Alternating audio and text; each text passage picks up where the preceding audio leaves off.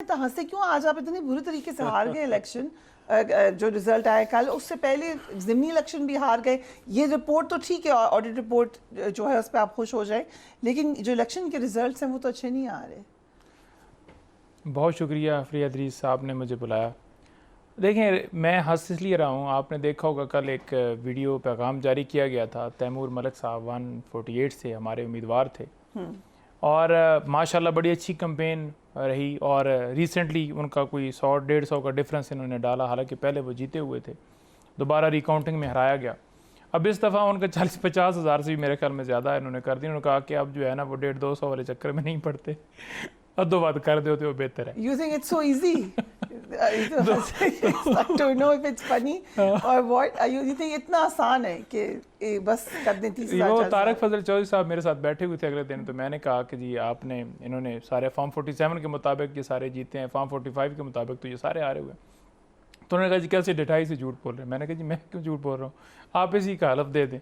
तो उन्होंने कहा जी कि आप कैसी बात कर रहे हैं, मैं क्यों हलफ दूँ। मैंने कहा दे दें अगर आप सच्चे हैं तो।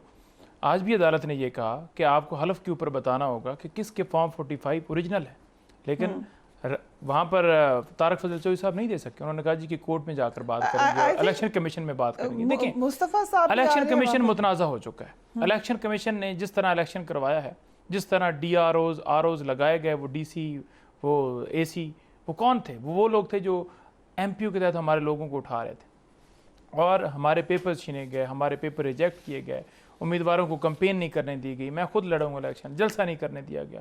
तो हम तो ग्राउंड के ऊपर थे, हमें क्यों झूठ बोलने की जरूरत है? हम पाकिस्तानी हैं, हम यहाँ पर चैनल्स के ऊपर आकर बैठकर झूठ बोलने का हमारा मकसद नहीं है।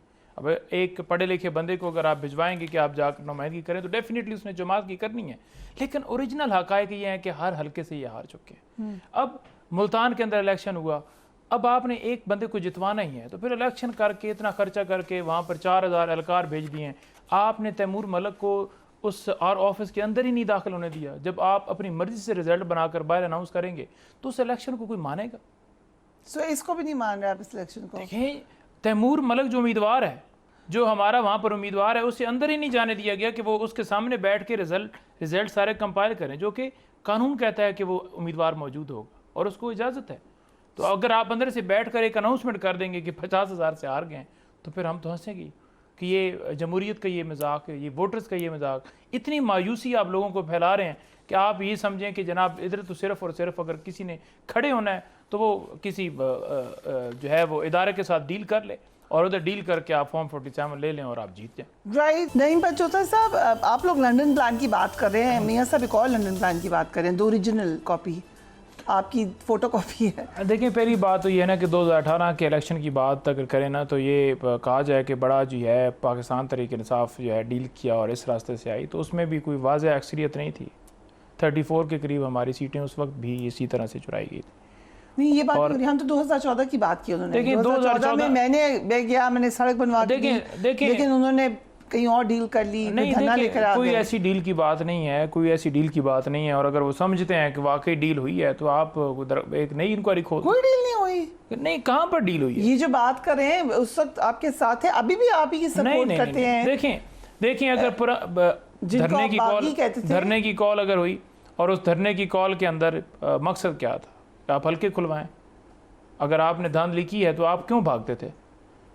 ठीक है, आप खुलवाते, आप आते, आप क्यों भागे? So there was no London plan. Are you saying there was no London plan? नहीं, कोई लंदन प्लान नहीं। और ये सिर्फ लंदन प्लान की बात क्यों कर रहे हैं? There was no London plan. There was no support. आपको कोई सपोर्ट नहीं थी मुख्तलिफ किस चीज की सपोर्ट? लेकिन अगर इन्होंने माजी से सीखा ही कुछ नहीं है तो फिर ये रोना क्या रोल है? लंदन प्लान जो है ना, ये क्यों बात कर रहे हैं? इसलिए कर रहे हैं क्योंकि लंदन में मुलाकात इनके हवाले से नहीं किससे मुलाकात? ये तो ऑन रिकॉर्ड। अब ये तो बात किससे मुलाकात? अली शाह है न्यूज़ के, उनकी पूरी रिपोर्ट छपी हुई है कि लंदन में कौन कौन मौजूद था 2014 में धरने के दौरान या धरने से कुछ अर्सा पहले, क्या मामला तय हुए थे, कैसे तारुल कादरी आके आपके साथ हो गए थे? देखें, वो साथ आए थे, पॉलिटिकल लोग आते हैं। अब आज आप कहें कि ये 5 जमातें, ये 6 जमातें आपके साथ क्यों प्रेस कॉन्फ्रेंस करके बताए थे कि एक पूरा नेक्सस है? ये सब तो ऑन रिकॉर्ड है ना। जावेद चौधरी साहब कहें या कोई भी कहता है वो उसकी अपनी मर्जी है, लेकिन आप देखें ना कि ये इस पॉइंट के ऊपर आकर ये बात क्यों उल्टा की गई है। वो इसलिए की गई है क्योंकि जब आप खुद एक लंदन प्लान के जरिए आए हों ना तो फिर डेफिनेटली आपने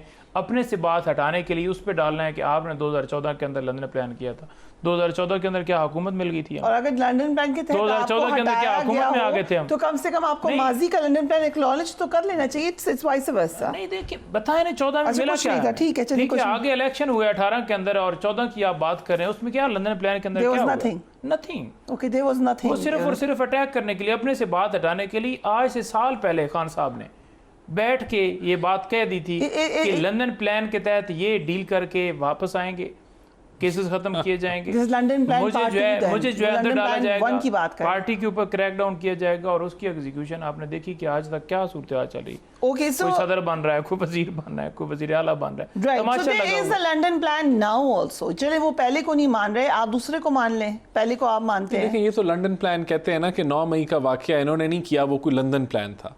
9 मई का वाकया तो 25 करोड़ आवाम ने 9 मई विटनेस के किया। वाकये में तो पीटीआई नहीं, नजर आई। उसके वो नजर आई, सारी नजर कौम आई। ने देखा कि वो ये कह रही थी। बात बड़ी सिंपल सी है। मिसाक जमहूरियत हुआ, 90 में एक लड़ाई झगड़े का माहौल था, सीखी जमातें कि ये इस तरह माहौल नहीं चल सकता, हमें बैकडोर पे जाने की ज़रूरत नहीं है, हमें एक और हमें फिर उसके बाद 2008 से 18 जो दौर था उसके अंदर फ्रेंडली ऑपोजिशन के इल्ज़ामात लगते रहे। वो दौर वो था जब जमहूरी स्पेस मैक्सिमाइज़ की गई। और मैं समझता हूँ फिर जो प्रोजेक्ट लॉन्च किया गया, प्रोजेक्ट इमरान खान, उसको सब अब बच्चा बच्चा जानता है कि वो किस तरीके से लॉन्च किया। Report is not good for you, considering ये इस्लामाबाद है, कंसिडरिंग ये हब है, आपका कैपिटल है, यहीं पे इलेक्शन कमीशन है, यहीं पे तमाम इदारे हैं। अगर इस रिपोर्ट का ये हाल है तो बाकियों का क्या हाल होगा? बिस्मिल्लाहिर्रहमानिर्रहीम। देखिए, ये मुझे तो नहीं पता कि पटन जो है क्या ऑर्गेनाइजेशन है, इसका क्या बैकग्राउंड है। आई एम श्योर ये जो रिपोर्ट उन्होंने दी है इसकी कितनी क्रेडिबिलिटी है, ये सारी चीज़ें देखने को होगी। बहरहाल देखें, हमारे मुल्क के अंदर जो अदारे इस चीज़ का फ़ैसला करते हैं वो तो इलेक्शन कमीशन ऑफ पाकिस्तान है और फिर उसके बाद अदालतें हैं। तो जब तक वहाँ से ये चीज़ें कंफर्म नहीं होंगी तो मेरे ख़्याल से ये इसको हम एक प्रोपेगेंडा के ज़राए के अंदर इसको गिनेंगे। बहरहाल जो इलेक्शन ट्रिब्यूनल्स हैं उसका एक और जो तरीका आप अदालतें हैं, इंडिपेंडेंट ऑडिट करवा दें। देखिए अगर इंडिपेंडेंट, आपको इनके ऑडिट पे यकीन नहीं है, ये तो एक केस स्टडी है, ये देखिए तो ये भी सारा इलेक्शन तो नहीं हम क्वेश्चन। भी कोई फर्म हायर कर सकते हैं, वो इंडिपेंडेंट ऑडिट जो है वो कर देंगे। वो जब आप खुद उसको हायर करेंगे वो आपके मुताबिक रिजल्ट कर देंगे। ये चीज़ें ये कभी भी नेवर एंडिंग है। देखें, ये सब कुछ इख्तिताम कहाँ होना है, ये अदालतों में आज होना है। इस्लामाबाद हाई कोर्ट उसको ले लें सीरियसली कि उसको भी ना लें। वहाँ पे कहा है कि इलेक्शन ट्रिब्यूनल में अगर फॉर्म 45 का फॉरेंसिक बैरून मुल्क से करवाना पड़ा तो वो भी करवाएंगे।